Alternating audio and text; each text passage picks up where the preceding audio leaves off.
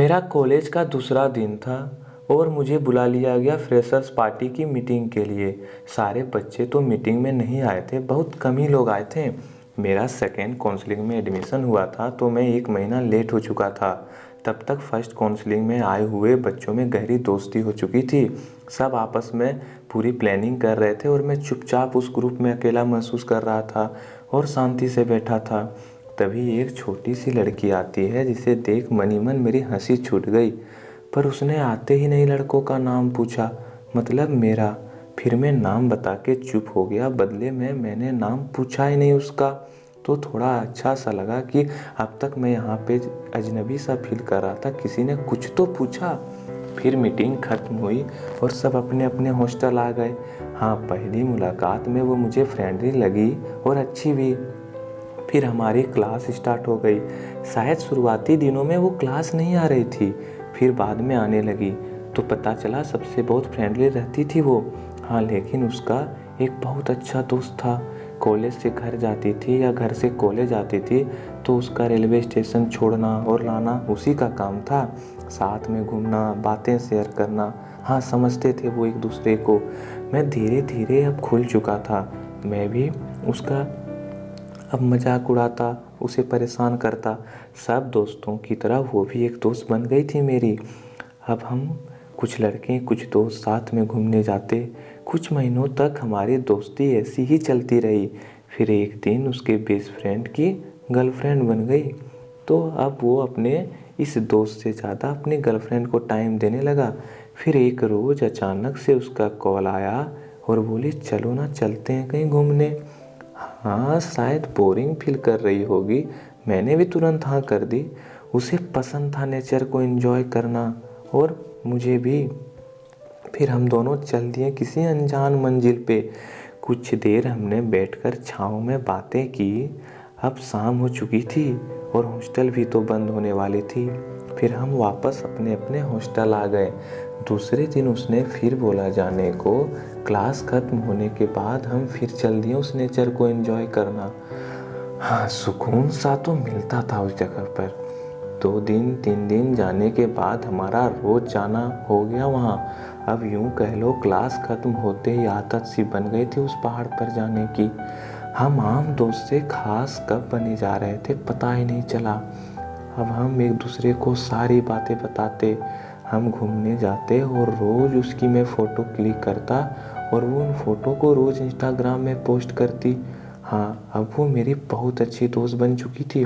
छोटी छोटी नौटंकी करती, फिर सारी फ़ोटो मुझे क्लिक करके सेंड कर देती और फिर मैं भी बड़े प्यार से संभाल कर रख लेता उन फ़ोटो को।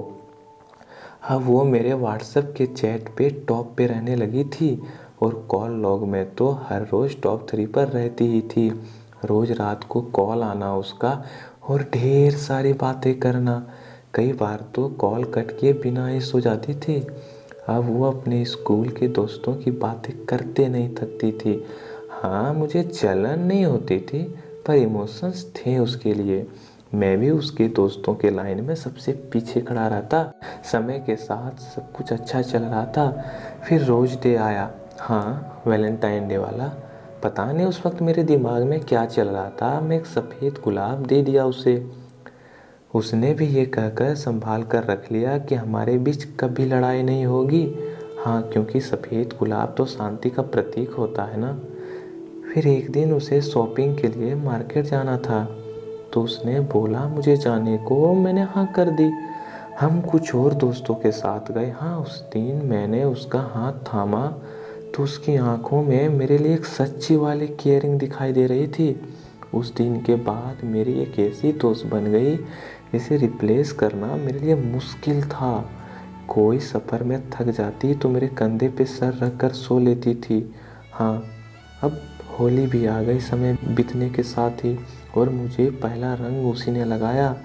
अब शाम हो चुकी थी, सबके कपड़े फट गए थे, चेहरे गंदे हो गए थे। सब अपने अपने हॉस्टल जाकर नहा रहे थे पर हम उस हालत में भी पहाड़ पर कुछ समय बिताने चले गए। अब तो ऐसा हो गया था जिस दिन पहाड़ पर ना जाऊं तो पहाड़ को भी अकेलापन महसूस होता होगा। होली में सब अपने अपने घर चले गए, वो अकेली रह गई। अब हम दोस्त से भी बढ़कर हो गई थी वो मेरे लिए। अब वो मेरे साथ कंफर्टेबल भी थी और सेफ भी, इसलिए वो मेरे साथ मेरे घर आ गई। मुझे तो विश्वास ही नहीं हो रहा था और खुशी इतनी कि पूछो मत। हाँ, एक भी दिन रुकी नहीं, मैंने शाम को उसे ट्रेन पे चढ़ा दी। हाँ, चेहरे पे उदासी की लकीर तो थी और आंखों में 2-4 बूंद पानी भी। अकेला जो छोड़ दिया था उसे। हाँ, पर बहुत समझदार थी वो। फिर पता चला कॉलेज कुछ महीनों के लिए बंद हो गया। हाँ, अब भी हमारी बात होती थी कॉल पे पहले जैसी ही। मैं इतना समझदार था फिर भी वो मुझे समझाती थी। हाँ, एक दिन वो उन दोस्तों का नाम ले रही थी जिन्हें वो शेयर नहीं करना चाहती थी। मेरा भी नाम था उस लिस्ट में। अब धीरे धीरे हमारा बात होना कम हो गया। शायद अब वो बिजी रहने लगी होगी अपने घर में। बीच में हमारी कुछ नोक-झोंक हो गई। एक दूसरे को अब हम अच्छे से समझते थे, पर शायद समझना नहीं चाहते थे। धीरे धीरे बातें करना खत्म सा हो गया। महीनों बाद हमारी बात होती थी, बस 5 सेकंड के लिए, वो भी स्टेटस के रिप्लाई के बहाने। अब उसका जन्मदिन भी बहुत नज़दीक आ गया। मैंने उसके बर्थडे को बहुत ख़ास बनाने का सोचा, क्योंकि वो इतनी ख़ास थी जो मेरी।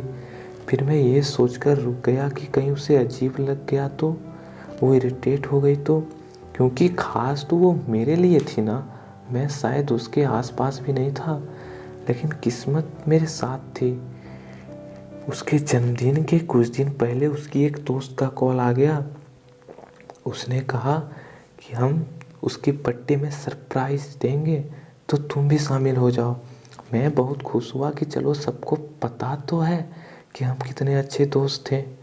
मैंने सोचा अपने दोस्ती के बारे में एक कविता लिख के दे दूँ। फिर सोचा नहीं, मैं सिर्फ अपने बारे में कैसे लिख सकता हूँ, क्योंकि मैं आज भी सोचता था कि उसके दोस्तों की लाइन में सबसे पीछे खड़ा रहता हूँ मैं। उसके सब दोस्तों के बारे में लिख दिया मैंने। उसे ये सब सरप्राइज़ बहुत पसंद आया और इमोशनल भी हो गई। मुझे भी संतुष्टि मिल गई थी कि चलो, इनडायरेक्टली सबसे ज़्यादा मेहनत तो मैंने ही की है उसके बर्थडे पर। उसके बर्थडे के 7 दिन बाद मेरा बर्थडे था। उसने भी मुझे सरप्राइज़ देके रुला दिया और अपने बर्थडे का बदला ले लिया। और हाँ, अब तक ये मेरा सबसे ख़ास बर्थडे बन गया। इसके बाद कुछ महीने बीत गए और हमारी बात नहीं हुई। फिर IPL स्टार्ट हो गया और इस बहाने हमारी बात भी, जहाँ 5 सेकंड में बात खत्म हो जाती थी, आज 5 मिनट हुई। उसका फेवरेट टीम RCB और मेरा चेन्नई, या यूँ कह लो उसका कोहली और मेरा धोनी। हाँ, वो IPL को एंजॉय करती, हर रोज़ अपने भाई से जो लड़ना होता था उसको। एक रात हमारी बात शुरू हुई, हमने मिनटों मिनटों में स्कोर शेयर करना शुरू कर दिया। अब मैच ख़त्म हो गया तो फिर उसका मैसेज आया कि मुझे कॉलेज की बहुत याद आ रही है। मैंने भी कहा हाँ, याद तो मुझे भी आ रही है। फिर उसने बेस्ट फ्रेंड के साथ जो नौटंकी कर रही थी वो वाली वीडियो सेंड की मुझे। वीडियो में उसकी नौटंकी देख मुझे भी पुराने दिन याद आ गए। फिर मैंने भी हमारी पुरानी चैट की स्क्रीनशॉट सेंड कर दी उसे। शायद हमारी पहली वाली दोस्ती याद आ जाए उसे। फिर उसने उस स्क्रीनशॉट का रिप्लाई किया कि मुझे इतना प्यार मत करो। फिर बोली तुम मेरे चलते हर्ट होते हो, इसलिए मैंने फिर बात करना बंद किया। मैंने रिप्लाई किया कि मैं हर्ट नहीं होता। उसने फिर मैसेज किया कि खुद से झूठ मत बोलो। फिर बोली जो दिल में है सारी बातें बोल दो। मैंने मैसेज किया कुछ नहीं है मेरे दिल में। फिर बोली ठीक है, मुझे नींद आ रही है, मुझे सुबह 5 बजे उठना भी है। मैंने भी गुड नाइट बोलकर मोबाइल का नेट ऑफ कर साइड में रख दिया। अब मैं सोचने लगा, इतने दिन बाद हमारी बातें हो रही थी तो मैं खुश था, पर उसका इतना प्यार मत करो और तुम हर्ट होते हो ये वाली मैसेज पढ़ के उदास सा हो गया। मैं ना कभी कोई जीत की ना कोई उम्मीद रखी उससे। फिर तुम्हें भी तो कोई हक नहीं बनता ना ऐसा कहने का। तुम कोई मिस वर्ल्ड तो नहीं हो जो मैं तुमसे इतना प्यार करूं, और मेरी कोई शक्ल भी इतनी बुरी नहीं है कि मेरी कोई और दोस्त नहीं बन सकती। फिर जो प्यार, इमोशंस, फीलिंग्स तेरे लिए था वो किसी और के लिए कैसे हो सकता है। तुम्हारा तो पता नहीं, लेकिन मैं खुद की नज़रों में गिर जाऊंगा। फिर जो लोगों से सुनते आ रहा था कि दोस्ती प्यार सब नौटंकी है, ये सच होने देता कैसे मैं? तुमसे ही तो सीखी थी मैंने दोस्ती, फिर तुम्हारा रिप्लेसमेंट इम्पॉसिबल है मेरे लिए। तुमसे जो प्यार कल करता था वो आज भी करता हूँ, कल भी करूँगा। हाँ, पर मैं आज भी तेरे दोस्तों की लाइन में सबसे पीछे खड़ा रहता हूँ, क्योंकि मुझे पता है उन लोगों जैसा दोस्त मैं तेरा कभी नहीं बन पाऊँगा। तुम मेरे लिए कितनी खास हो ये कभी मैंने तो जताया ही नहीं, कि कहीं तुम्हें अजीब ना लगे। और अगर ऐसे कोई हरकत हो गई होगी मुझसे तो बोल देती, मैं सॉरी बोल देता। बात करने या ना करने से क्या होता है, तुम आज भी मेरे लिए वही सबसे अच्छी दोस्त हो पुरानी वाली। इतना तो तुम समझ सकती हो ना। इस बार जब कॉलेज खुलेगी और अगर हमारा फिर से उस पहाड़ी पे जाना हुआ तो मैं दिल की सारी बातें बता दूंगा। अब बस हम कुछ महीने साथ रहेंगे, फिर अलग हो जाएंगे। हाँ, इस बार हमेशा के लिए, लेकिन सिर्फ फिजिकली, इमोशनली कभी नहीं। हाँ, मैं उसका अच्छा दोस्त कभी नहीं बन पाऊँगा और वो मेरी दोस्तों की लाइन में सबसे आगे खड़ी रहेगी और वो मेरी पहले जैसी दोस्त थी वैसी ही हमेशा रहेगी।